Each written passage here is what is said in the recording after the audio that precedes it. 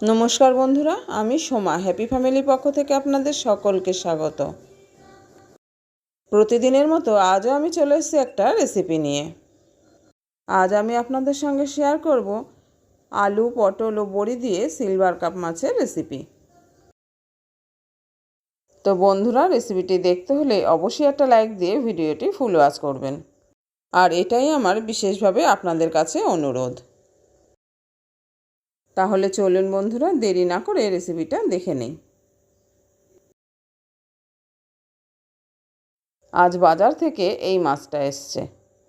ওজন কতটা আমি বলতে পারবো না, তবে এই মাছটাকে আমি খুব ভালো করে আঁশটা ছাড়িয়ে নিয়েছি। এখন এই মাছটাকে আমি পিস করে নেব। দেখতেই পেলেন বন্ধুরা, এখানে আমি কিছুটা লবণ নিয়ে নিয়েছি।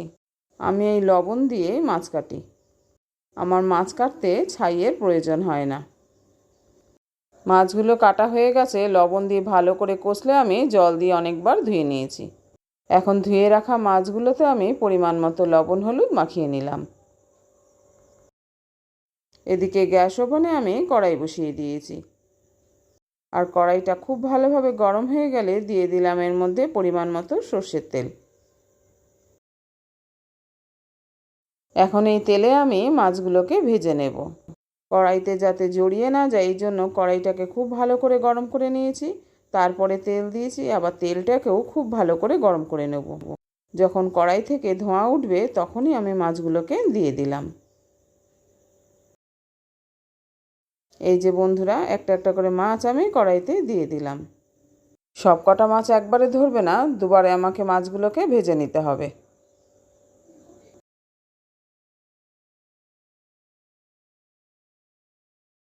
এই যে বন্ধুরা, প্রথমে আমি 4 টুকরো মাছকে দিয়ে দিলাম। এগুলোকে ভালো করে উল্টে পাল্টে ভেজে নিলাম। আমি কখনোই তরকারির মাছ খুব বেশি কড়া করে ভাজি না, সেটা আমার বাড়ির কেউই পছন্দ করে না। তাই একটু লাল লাল করে মাছগুলোকে আমি উল্টে পাল্টে ভেজে নিলাম। আপনারা যে যেরকম মাছ ভাজা পছন্দ করেন সেইভাবেই ভেজে নেবেন। এখানে আমি মাছগুলোকে দুই পাশেই উল্টে পাল্টে ভালো করে ভেজে নিয়েছি। এবার এগুলোকে আমি একটা একটা করে অন্য পাত্রে তুলে নিলাম। এই যে বন্ধুরা, মাছগুলোকে আমি অন্য পাত্রে তুলে নিয়েছি। এখন কড়াইটা পরিষ্কার হয়ে গেছে। এবার আমি বাকি মাছগুলোকেও ভেজে নেব। দেখতেই পাচ্ছেন বন্ধুরা, আমি বাকি মাছগুলোকে কড়াইয়ের মধ্যে দিয়ে দিয়েছি। এখন এগুলোকেও আমি উল্টে পাল্টে ভালো করে ভেজে নেব।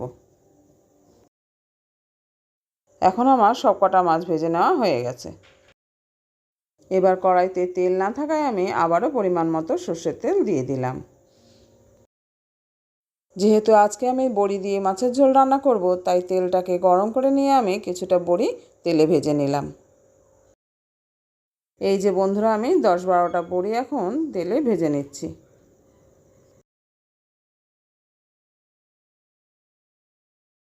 গ্যাসের ফ্লেম মিডিয়ামে রেখে আমি বড়িগুলোকে এপিট ওপিট করে হালকা করে ভেজে তুলে নিলাম। আর এই ভাজা বড়িগুলোকে আমি মাছের পাত্রেই তুলে নিলাম। এই সময় বন্ধুরা, আর একবার আমি মনে করিয়ে দিচ্ছি যে যারা যারা ভিডিওটিতে একটা লাইক দিতে ভুলে গেছেন, অবশ্যই প্লিজ বন্ধুরা একটা মনে করে লাইক দিয়ে দেবেন। সব কটা বড়ি এখন আমি অন্য পাত্রে তুলে নিয়েছি। এখন কড়াইটা পরিষ্কার হয়ে গেছে। আর কড়াইতে যে পরিমাণ তেল আছে তাতে আমার রান্নাটা খুব ভালোভাবে হয়ে যাবে। এখন এই তেলের মধ্যে আমি একটা শুকনো লঙ্কা চিড়ে দিয়ে দিলাম। আর দিলাম কিছুটা গোটা সাদা জিরে। একটু নেড়েচেড়ে নিয়ে এখন আমি কেটে রাখা আলু ও পটলগুলোকে দিয়ে দিলাম। এই যে পটলগুলোকে আমি খোসা ছাড়িয়ে লম্বালম্বি দুভাগে ভাগ করে নিয়েছি। যেহেতু এটা মাছের ঝোলের পটল, তাই আমি পটলগুলোকে লম্বালম্বিভাবে কেটেছি। আর একই শেপে আমি আলুগুলোকেও কেটে নিয়েছি। এখন আমি আলু ও পটলটাকে কড়াইয়ের মধ্যে দিয়ে দিলাম। এবার দিয়ে দিলাম পরিমাণ মতো লবণ ও হলুদ।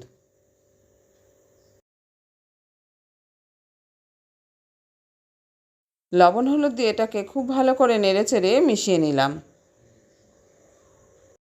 এটাকে আমি খুব ভালো করে ভেজে নেব। মাছের ঝোলের পটল যদি হালকা ভাজা হয় তাহলে কিন্তু কীরকম একটা জল জল ভাব থাকে, তাই ভালো করে ভাজার জন্য আমি এটাকে ঢাকা চাপা দিয়ে দিলাম। কয়েক সেকেন্ড পরে ঢাকাটা খুলে নিলাম। বেশ কয়েকবার এরকম ঢাকা চাপা দিয়ে আমি আলু ও পটলটাকে লাল লাল করে ভেজে নেব। এই যে দেখতেই পাচ্ছেন বন্ধুরা, আমি ঢাকা খুলে এগুলোকে ভালো করে উল্টে পাল্টে নেড়ে চেড়ে দিলাম। আবারও আমি ঢাকাটা চাপা দিয়ে দিলাম। আবারও কয়েক সেকেন্ড পরে ঢাকাটা খুলে নিলাম। দেখেই বোঝা যাচ্ছে বন্ধুরা, এটা আমার খুব ভালো করে ভাজা হয়ে গেছে। এবার আমি দিয়ে দিলাম বড় চামচের 2 চামচ পেঁয়াজ, আদা, রসুন ও কাঁচা লঙ্কার পেস্ট। এখন এটাকে নেড়ে চেড়ে খুব ভালো করে এর সাথে ভেজে নিতে হবে।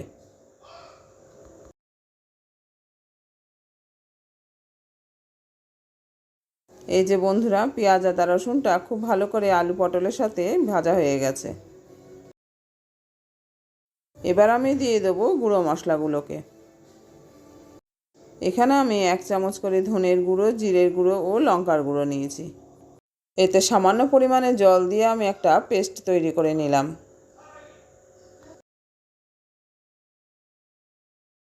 মশলার পেস্টটি আমার রেডি হয়ে গেছে। এদিকে কড়াইয়ের আলু পটলগুলোকে আবার একটু নেড়ে ছেড়ে নিয়ে এখন আমি করে রাখা পেস্টটিকে এর মধ্যে দিয়ে দিলাম।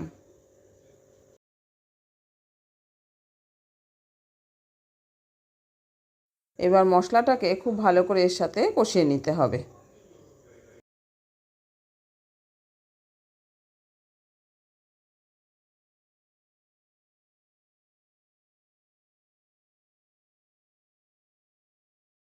দেখতেই পাচ্ছেন বন্ধুরা, মশলাটা এখন আমার খুব ভালো করে এর সাথে কষানো হয়ে গেছে। এখন আমি মশলার বাটিটা ধুয়ে আবার একটু জল দিয়ে দিলাম।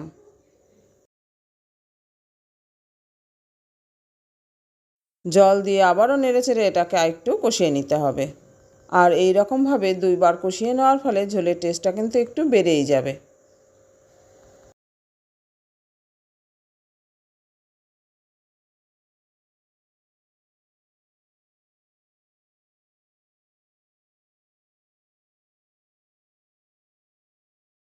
এখন এটা 2 বার খুব ভালোভাবে কষানো হয়ে গেছে, ঝোলটাও অনেকটা টেনে গেছে। এবার আমি দিয়ে দিলাম পরিমাণ মতো উষ্ণ গরম জল। জলটা এখানে যে যার পরিমাপ অনুযায়ী দিয়ে দেবেন।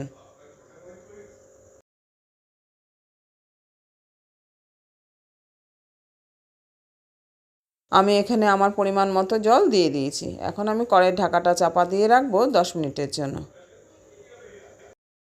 এতক্ষণ আমি গ্যাসের ফ্লেমটাকে মিডিয়ামে রেখেছিলাম। এবার আমি গ্যাসের ফ্লেমটাকে হাই করে দিলাম। এখন এই মাছের ঝোলটাকে খুব ভালো করে টকবগিয়ে ফুটিয়ে নিতে হবে।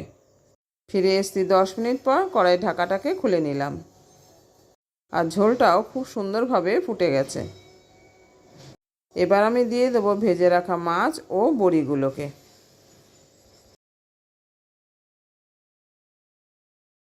দেখতেই পাচ্ছেন বন্ধুরা, ভেজে রাখা মাছ ও ভেজে রাখা বড়িগুলোকে আমি এখন কড়াইয়ের মধ্যে দিয়ে দিলাম।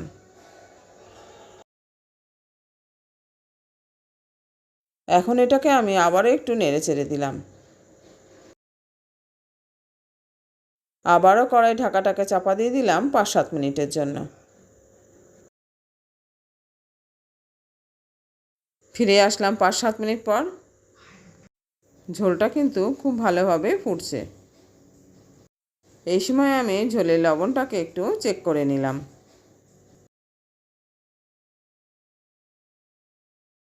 মাছের ঝোলে লবণের পরিমাণ কম থাকায় আমি আবারও পরিমাণ মতো লবণ দিয়ে দিলাম।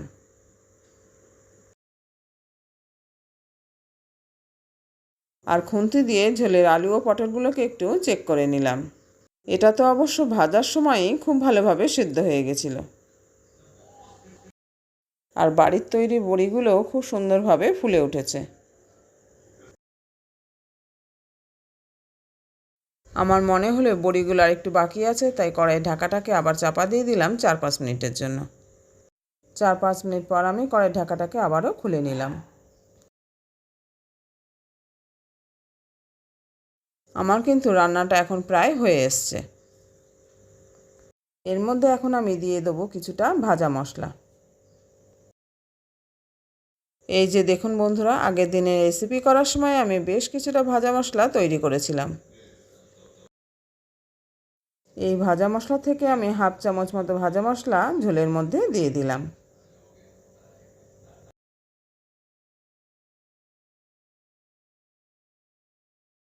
ভাজা মশলাটা দিয়ে আমি আবার ভালো করে নেড়েচেড়ে মিশিয়ে নিলাম।